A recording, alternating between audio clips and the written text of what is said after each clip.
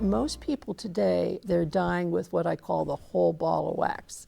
It's congestive heart failure on top of diabetes, on top of dementia, on top of maybe recurrent pneumonias. I think the reasonable and what the government asks us to do is to make a guesstimate. Would you guesstimate that this person would pass away within 6 months? Now, it sounds like a death sentence of sorts, but it isn't. You're allowed to go off of hospice. You're allowed to graduate from hospice. And we find that, quite interestingly, that is not as rare as you might think. It's quite interestingly almost always based upon the fact that that patient now has stopped their toxic therapeutics. Sometimes it's chemotherapy, sometimes it's not. Stopped their toxic therapeutics, and number two, gotten additional support in some way, whether that's help for the family, whether that's additional hygiene. Hospice will come in, for instance, and bathe the patient. They can't come and sit there for 8 hours, but they can do an awful lot in terms of management of symptoms. I think in some cases it's because we've relieved the pain. The patient doesn't have as much pain, and they're able to sit up, they're able to go out to the back porch, they're able to expand their lungs, they're able to move their bowels, they're able to do these things. And so they're not going to live forever, but they're going to live better for whatever period of time.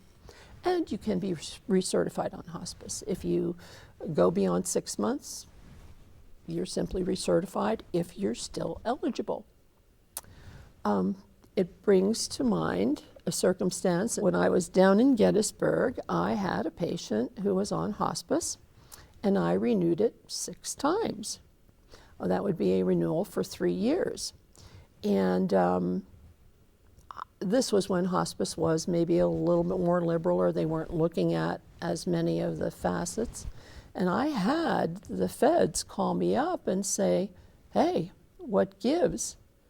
Why is your patient been enrolled on hospice 6 times? Why aren't they dead? And my answer was, I don't know. She must have a pretty good doctor. The reality there was support. The family got a lot more support. Interestingly, I was able to negotiate with the feds that we keep this patient on hospice, because I really thought that loss of the hospice benefit for them would not be appropriate, would result in more hospitalization, more difficulties within the family. And some of these families are very, very delicate. When I say more difficulties in the family, I mean difficulties. Like a daughter runs away from home, or they don't have, they no longer have a social worker who's been mitigating their other circumstances, their electric bills, or whatever it is. They lose that support. And when they lose that support, that's when things go wrong. And quite interestingly, it is my belief that things become a lot more expensive.